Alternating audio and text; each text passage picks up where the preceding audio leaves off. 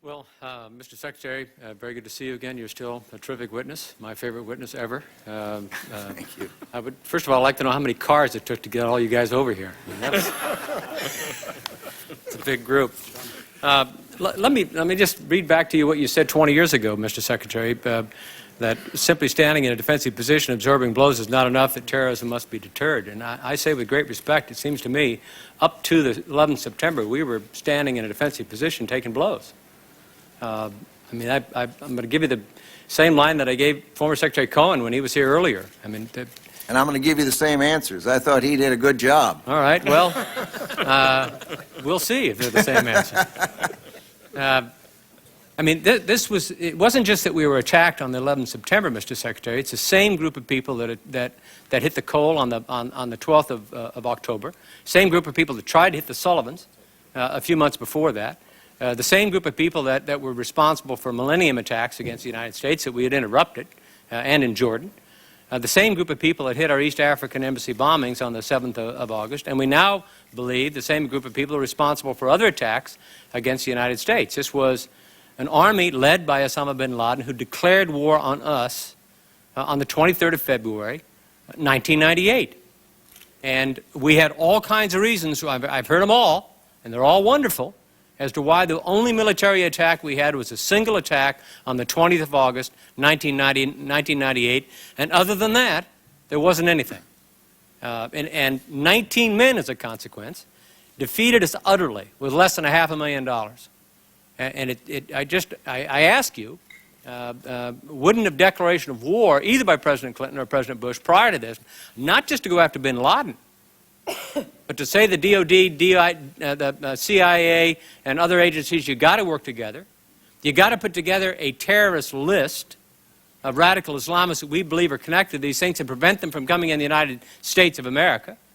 You got to make sure you consider all options and possibilities that might be used against us. You said you received no specific intelligence about the possibility of a plane being used as a bomb. But Mr. Secretary, you're well known as somebody who thinks about all kinds of terrible possibilities that might happen that nobody else is thinking about. I mean, that's what you do so well when you're going into a difficult situation.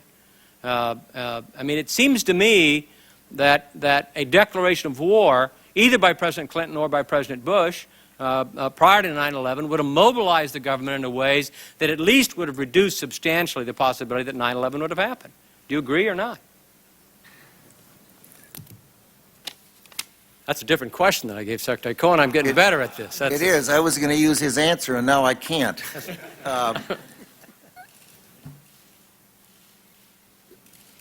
Possibly. Let me put it that way.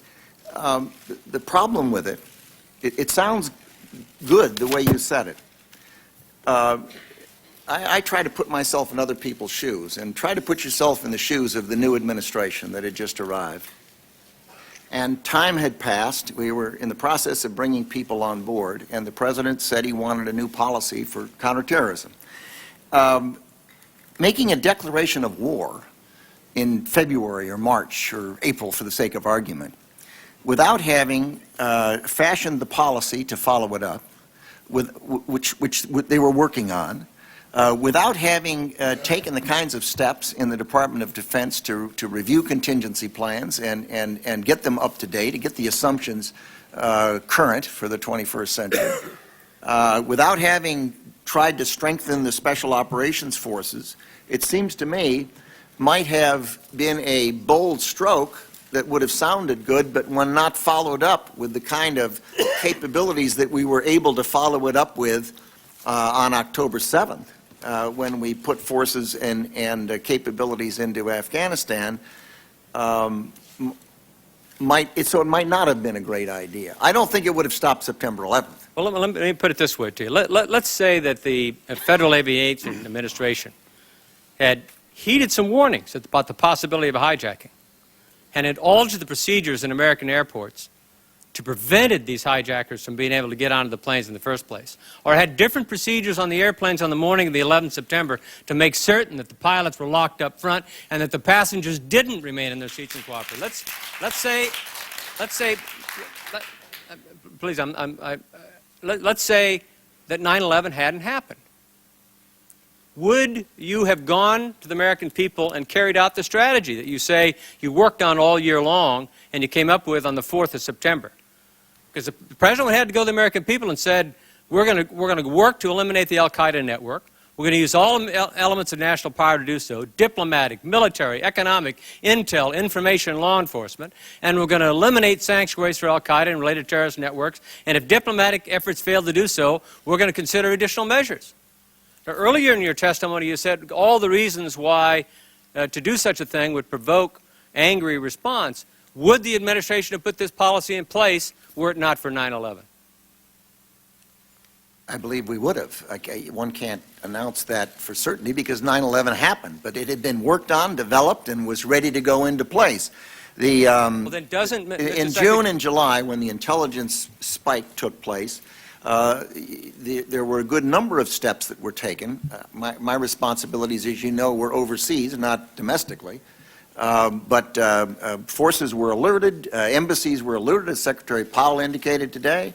There were a number of steps taken by the Transportation Department with respect to airlines and cautions and warnings there. So it's not as though the intelligence that was gathering had not been understood and addressed, and a great number of steps in addition to the development of the policy. Well, I got to say, Mr. Secretary, if that's the case, and I trust you, I believe you on this point, then I don't think it's a good argument to say that the American people wouldn't have accepted something prior to 9/11 that was unpopular. Because you just said that absent 9/11, you would have recommended the President to put in place a policy that would have been exceptionally unpopular and difficult to sell. I believe he should have, by the way, regardless of whether or not 9/11 happened. But it doesn't work. The argument falls on its face if you say, please understand we couldn't have done this before 9/11, if you say you would have done it absent 9/11. I understand. All right. Let me say, Dr. Rice has said that the national security team was briefed on the threat of al-Qaeda and transition, and that it was well understood. This is what she said in the Washington Post yesterday. It was well understood by the President and his national security team, the principals. In the interview that we did with you, you seemed not to be as clear as Dr. Rice was, or at least Secretary Powell was. And by the way, I'm very sympathetic to that, given that the Department of Defense did not have that kind of authority over counterterrorism activities. So perhaps that would be the reason you were not. But in the interview, you indicated that you didn't recall that briefing. And in your testimony, you also referenced, and I'd love to hear that even you have moments that you forget. You were at a briefing and people were telling you something. Do you recall the briefings on al-Qaeda by Secretary Cohen? And Secretary Cohen commented on it today. We did have one or two meetings. He had a long list of items. There must have been 40 or 50 plus items. I have given it to the committee.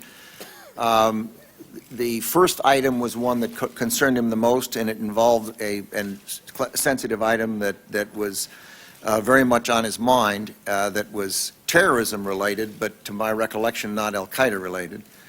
It seems to me that Dr. Rice is overstating the case a bit in that statement, saying that the threat of al-Qaeda was well understood by the President and his entire national security team. I don't think that's an overstatement. I mean, certainly the people in the administration who came in didn't arrive out of cellophane packages. But you didn't get a briefing by the Counterterrorism Security Group, nor by SOLEC? I did not get a briefing that Secretary Powell got, no. I was briefed by members of the Joint Staff and other people in the policy departments of the Department of Defense. Dr. Rice also said that she wasn't satisfied with the off-the-shelf military response options that were available after the Cole, the so-called tit-for-tat options that I think she was referring to 20 August 1998 against the camps in Afghanistan. Did she ask for military options? Or were there military options requested during your term? Because our investigation shows that there were no new military plans developed against al-Qaeda or bin Laden prior to September 11th. I think it's accurate to say, General Myers, you may want to chime in here, but I think it's accurate to say that there were military options, and I characterize it as options and not a comprehensive plan to deal with al-Qaeda and countries that harbor al-Qaeda, but options to react, response options, military response options, to deal with specific terrorist events. And I was briefed on them, as I indicated in my testimony, and I suspect that Dr. Rice was briefed on them. I can just say that I don't remember ever seeing, in the first instance, I don't remember anyone being briefed on military proposals to react to something where they were fully satisfied, nor do I ever remember military people being fully satisfied with the intelligence available. That's the nature of the world we live in. Dick, do you want to come in? Well, I would just add that we did, after the cold, continue some of the planning that had gone on before, since '98, actually, and developed some additional options. I think we briefed the committee on those, or at least the staff.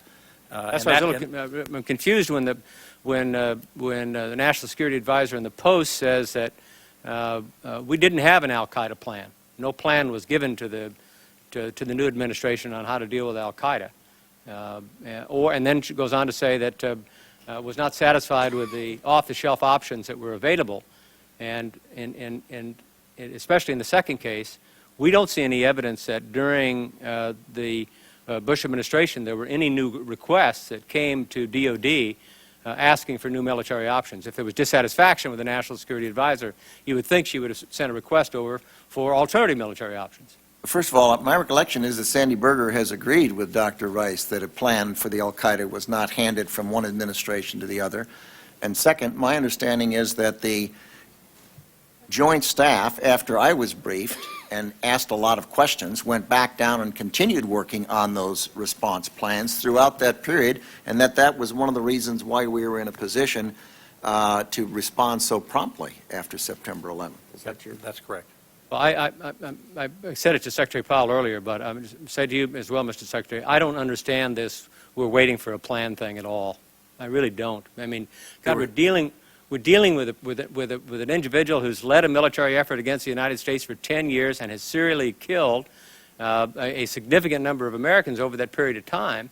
And why in God's name I got to wait 8 months to get a plan? I mean, I'm very sympathetic to the problems that you mentioned. I mean, Paul wasn't on board, I guess, till March, and lots of other. Your last appointment, I think you had in your testimony, wasn't there. Your key appointment wasn't there till August or something like that. I'm very sympathetic to all the difficulties of transition. But it still, I still get in my head, why do we need a brand new military, a full-blown plan like we're building a house or something here? Well, let me just make one comment, and maybe someone else would like to respond, but Afghanistan was harboring the al-Qaeda. Afghanistan was something like 8,000 miles from the United States. It was surrounded by countries that were not particularly friendly to the United States of America. Afghanistan, as I said publicly on one occasion, didn't have a lot of targets. I mean, you can go from an overhead and attack Afghanistan, and in a very short order, you run out of targets that are lucrative. You can pound the rubble in an al-Qaeda training camp 15 times and not do much damage. They can put tents right back up. It's not like the country has suffered for decades in drought, in civil war, in occupation by the Soviet Union, and trying to deal with them from the air, in my view, and that is essentially what the courses of action were that I saw. Well, I appreciate that, Mr. Secretary, but you said earlier that even absent 9/11, your strategy would have been to eliminate the al-Qaeda network, to use all the elements of national power to do so, to eliminate the sanctuaries for al-Qaeda and related terrorist networks. I appreciate that. Is it a tough mission? Yes. But your declaratory earlier was that you'd carry that out even absent 9/11. And I would say that that's one of the reasons that Secretary Powell and I and others in the department, in the government, spent time connecting with countries in that part of the world in ways that were unusual and distinctly different than had been the case previously from the very first day of the administration. You're off the hook. My time's up. Off to Senator Gordon.